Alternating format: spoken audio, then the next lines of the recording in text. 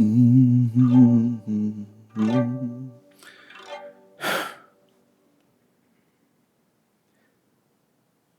wish I could go back. I wish I could go back to those days when I was a shepherd in my father's fields, watching over his flocks.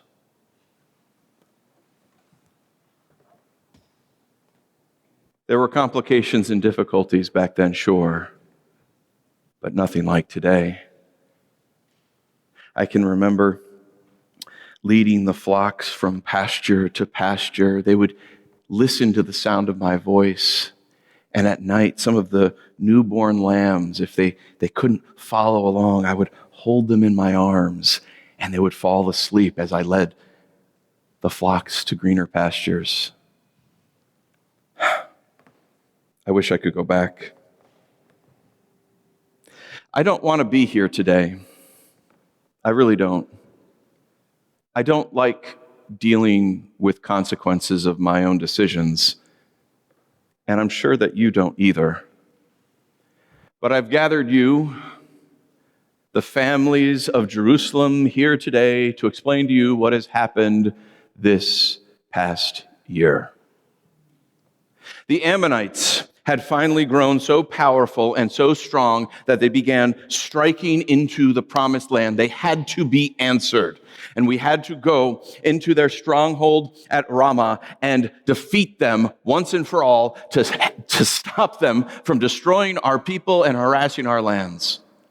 And so I chose Joab, my general, to lead the army of Israel along with the Ark of the Covenant of God into battle against Ramah. I know that Joab is a murderer, and you know that Joab is a murderer. And even though the law said that I should have had him executed as an enemy of the state, I couldn't bring myself to do so. Not only was he family, he was the most brilliant tactician I had ever known, all of Israel had ever known. No, I needed him on my side.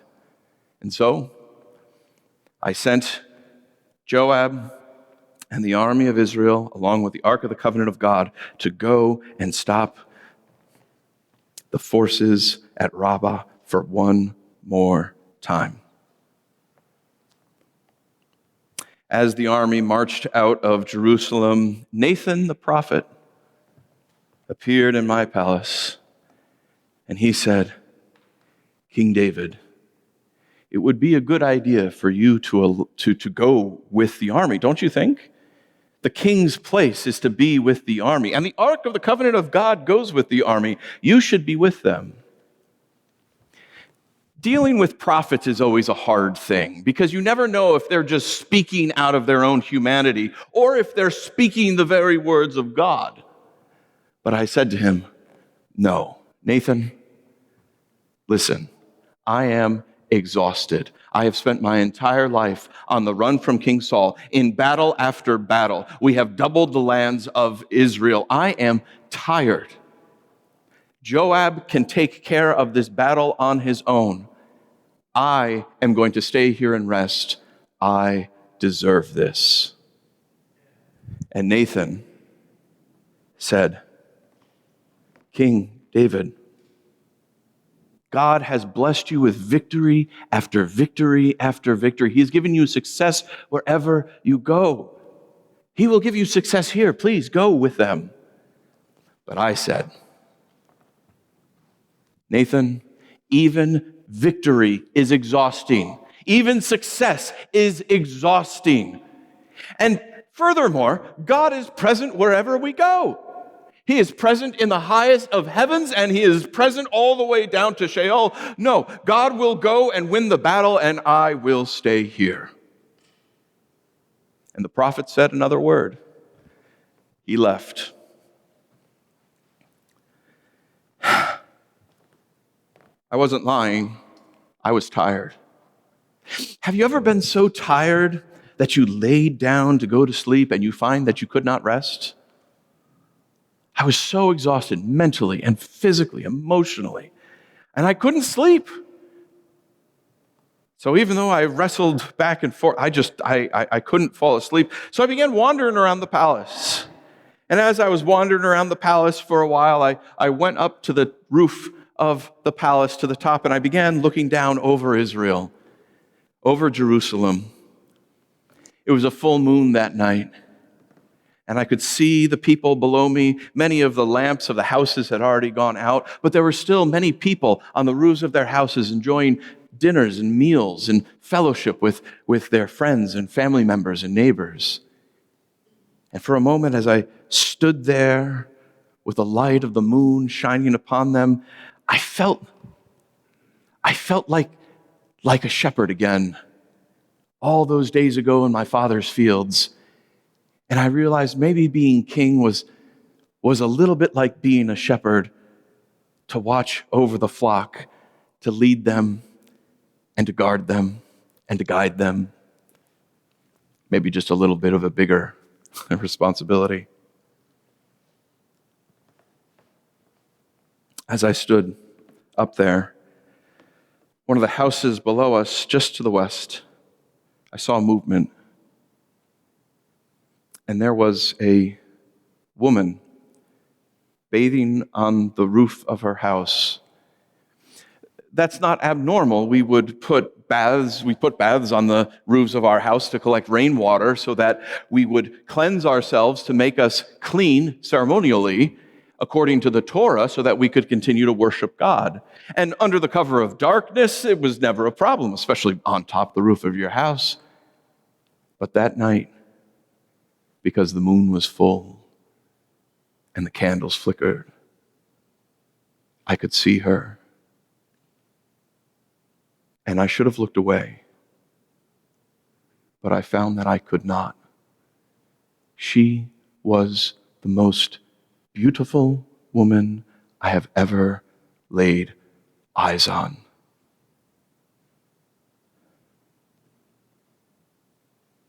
And when she finished and went inside, I went down into the palace. It was late, but I found one of my guards, Aram, was still awake. And I said, Aram, just now I was on the roof of the palace and a house just to the west of us, and I saw a woman up there, and she was the most beautiful woman I've ever seen with my eyes. Do you know who she is? With any luck, she was just some servant girl. And Aram smiled and he said, oh, I know who you're talking about. That's Bathsheba. She's Uriah's wife, one of your mighty men. If you ask me, King David, God loves Uriah just a little bit more than the rest of us for giving him a wife like Bathsheba. Wow.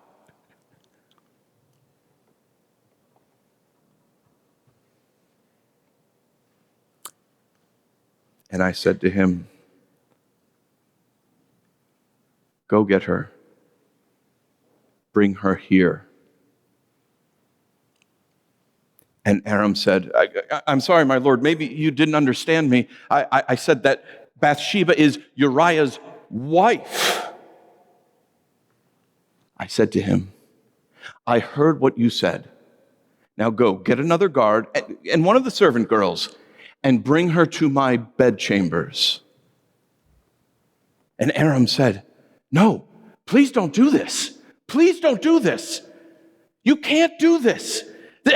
Uriah is one of your most faithful men. He fought with you and protected you against King Saul. Even now, he is on the battlefield and he fights for you. Let me go get one of your wives. Let me go get one of your concubines. And I said, no. I am the king of Israel. Not Uriah, not you, me. God chose me as the king. I defeated Goliath. I slew the Ammonites. I have doubled the lands of Israel. Me, not you, not anyone else. I deserve this, not another word. Go!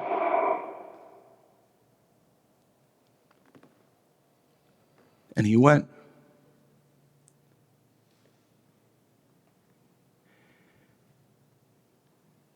And he brought Bathsheba to my bedchambers.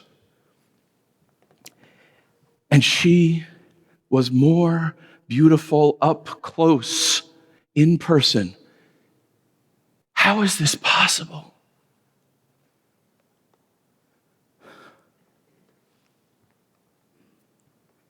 She looked nervous, and I said, come sit next to your king.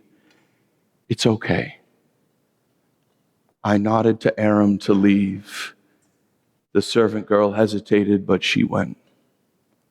They all left. And then I took her, and I slept with her. And when it was all over, I sent her away.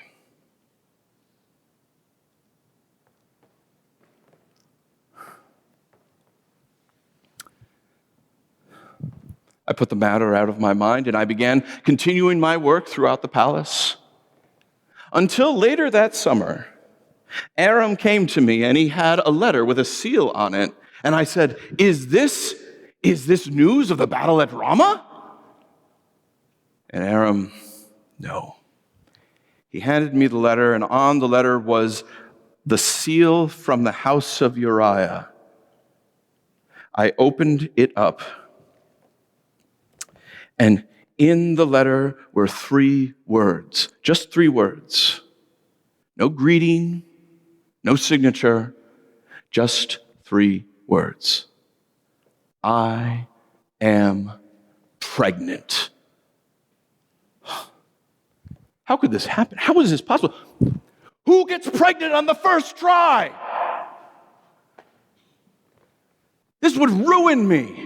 All of Israel looked to me as their king. All of Israel loved me and trusted me. No one would ever trust me again or follow me again, certainly not to the level that they currently did. You know, I was a hero. I couldn't allow this to happen. I couldn't bear the consequences of what would happen if this would get out. What could I do?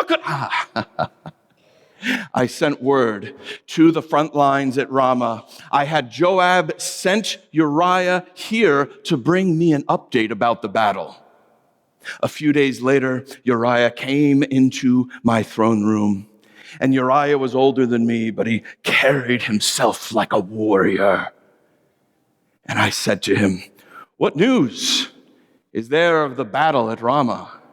And Uriah said, "My king, Ramah is well fortified, and they have many provisions to last for a long time. It is going to be a hard fight.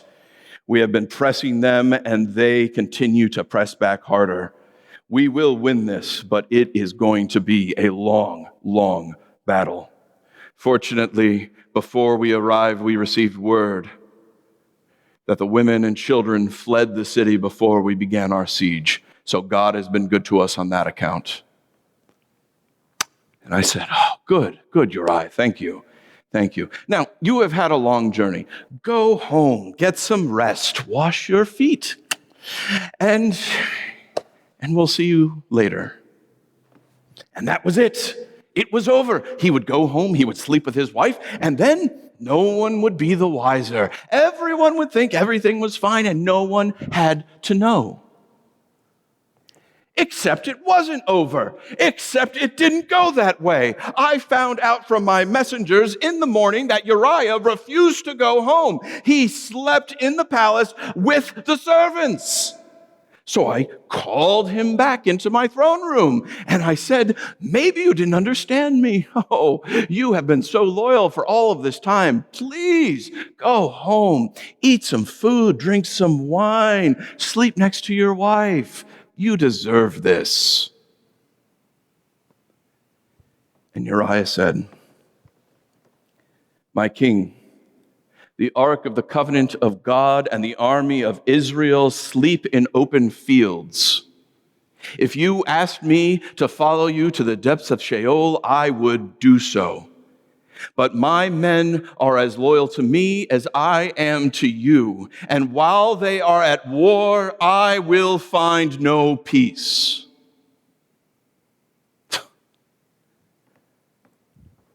I tried to get him drunk. I had him dine at my table. I gave him the choicest wine. I saw him drunker than I've ever seen him before. But even in his inebriated state, he refused to go home and sleep with his wife. Even drunker than I've ever seen a human being, he still clung on to his duty and honor. So then I wrote a letter. I wrote a letter, and I addressed it to Joab, and I sealed it with the seal of the house of David, and I handed it to Uriah, and I sent him to bring the letter back to Joab and to rejoin the battle that he so desperately wanted to be a part of.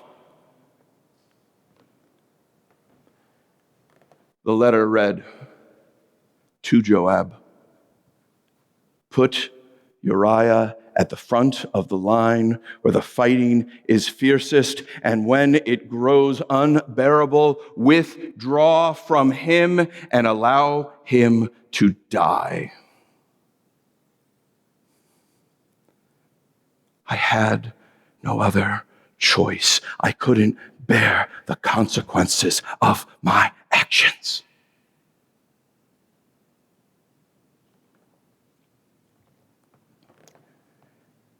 A few weeks later, a messenger came into my throne room, and he was shaking and scared. And he said, "Oh, my king, Joab sent me to give you the news that we were fighting, and the fighting was fierce, and we launched a counterattack. And as we chased them to the front gates of the stronghold, their archers shot down and killed many of our men, including Uriah, one of your mighty men."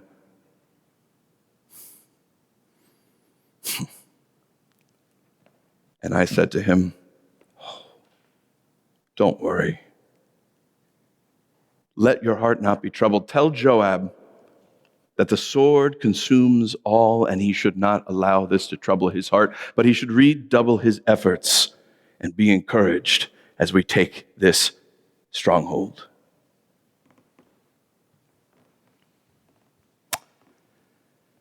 Aram told me that Bathsheba was grieving and in mourning. And I told Aram to allow her the 7 customary days of grief, and then to bring her here into the palace. I would marry her and protect her as king. And so we did. And she gave birth to my son, the most beautiful child you have ever seen. I looked at this child and knew this would be my heir. This would be the one who would be king of Israel next. And that was it. I'd gotten away with it. You know, I was a hero here in Jerusalem. Look at King David. He cares for his soldiers, so much so he will wed one of his soldiers' poor widows and take care of her and treat her as if she was his own family. I got away with it. No one knew.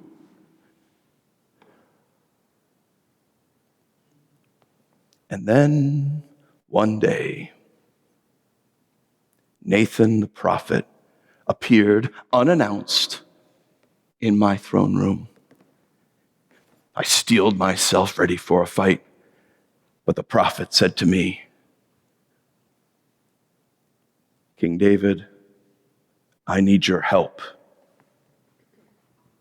"Oh, what can I do?" And the prophet said, "Nearby, there are 2 men, a rich man and a poor man.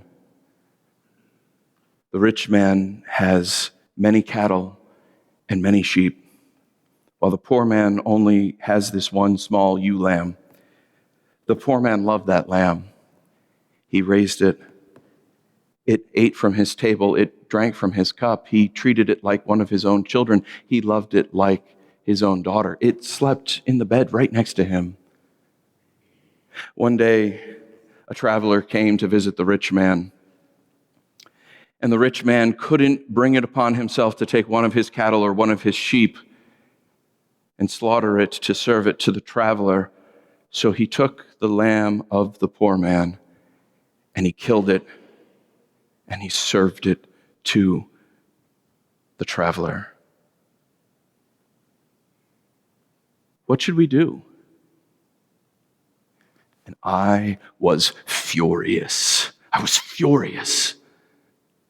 I'm a shepherd at heart. I know what it's like to connect with a lamb. And I said to Nathan, this man should die. He slaughtered the lamb. At the very least, he should pay 4 times what it was worth. And then Nathan the prophet looked at me and he said,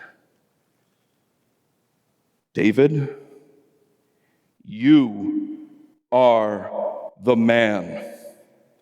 This is what the Lord says, the God of Israel. I anointed you as king, and I delivered you from the hand of Saul. I gave you your master's household. I gave you the house of Israel and the house of Judah, and if that wasn't enough, I would have done more. Then why have you done this despicable thing? By murdering Uriah and taking his wife. Why have you despised me so much to murder Uriah and take his wife? Because you have done this, the sword will never leave your house. What you have done in secret will be held with in public. You tried to hide this, and I will take your wives and give them to another, and what you have done in darkness, I will do in full light.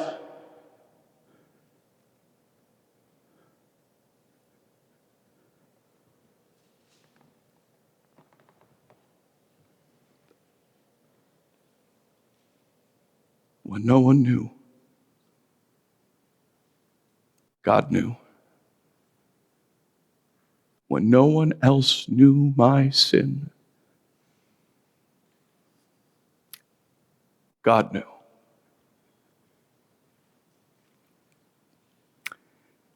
And I said to Nathan,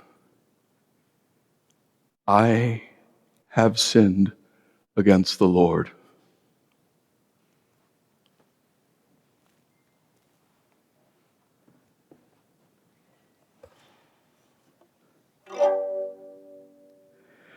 Have mercy on me, O God, according to your unfailing love, according to your rich compassion.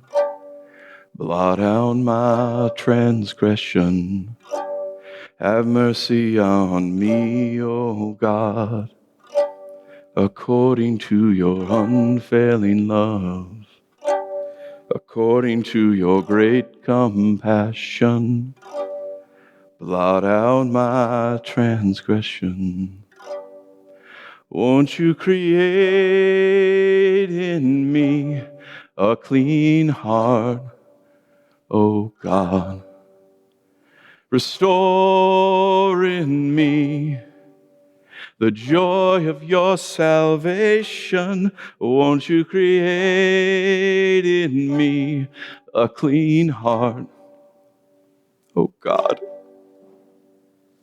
Restore in me the joy of your salvation. The sacrifices of our God are a broken and a contrite heart. Against you and you alone have I sinned. The sacrifices of our God are a broken and a contrite heart. Against you and you alone have I sinned. Won't you create in me a clean heart, O God? Restore in me the joy of your salvation. Won't you create in me a clean heart, O God? Restore in me the joy of your salvation. Wash me white as snow, and I will be made whole. Wash me white as snow, and I will be made whole. Wash me white as snow, and I will be made whole. Have mercy on me, O God, according to your unfailing love.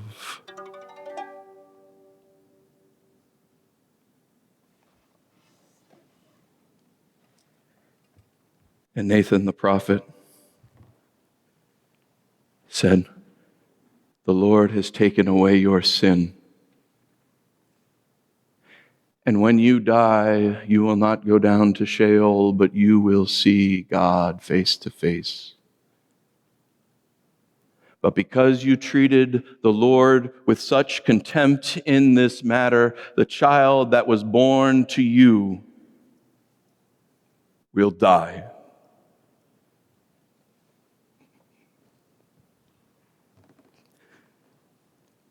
That night, our child became violently ill. And for 7 days, I refused to eat.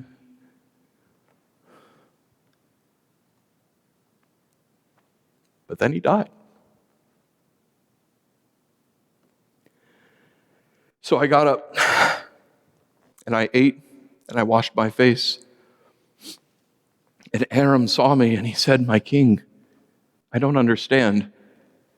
While the child was alive, you mourned, and yet now that the child has died, you eat again. I don't understand. And I said to him, Aram, while the child yet lived, I hoped that the Lord would relent and maybe he would save my child. But now that he's gone, I know that I will never see my child again in this life. But I have confidence that one day when I die and I see God face to face, I will see my son again.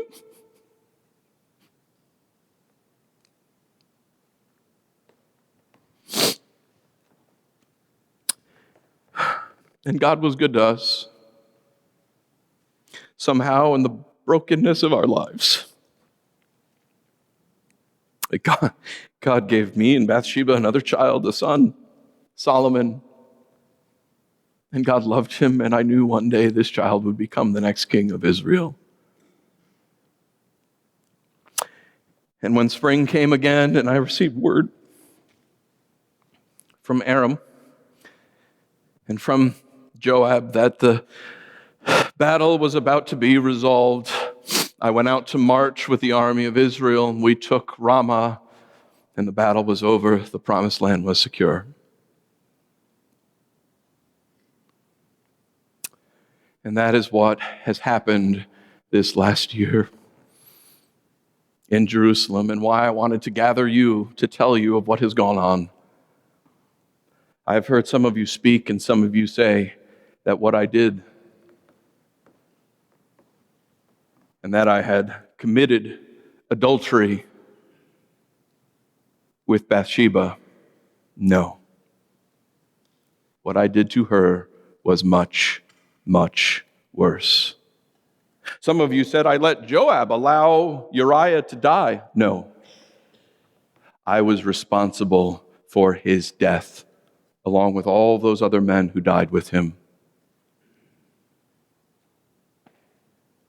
I thought that I could escape the consequences of my sin, and as I tried to escape the consequences of my sin, I found that I could not. And the same is true for you. The same is true for you. If you think you can escape the consequences of your sin, you will discover that you cannot. Some of you are here and you have secret sin that you are trying to hide from everyone, and you are trying to avoid the consequences of those sins. Stop. Stop right now. It's not worth it. And don't stop because you want to try to avoid the consequences. Stop because there is a God in heaven who loves you and is freely ready to forgive you. and restore your relationship, the joy of your salvation with Him. Some of you are here and you're thinking about sinning, and you're making a consideration to sin, and you think, well, maybe God will just forgive me. Don't do it. It's not worth it. The consequences will last a lifetime. It's not worth it. Yes, there is forgiveness from God, but there are consequences here on earth. It is not worth it, and it is not worth trading knowledge of God. It is not worth trading the beauty of God and the glory of knowing God for the momentary pleasures of sin. If you think you can avoid the consequences of sin, you will discover that you cannot. Sin is never worth it.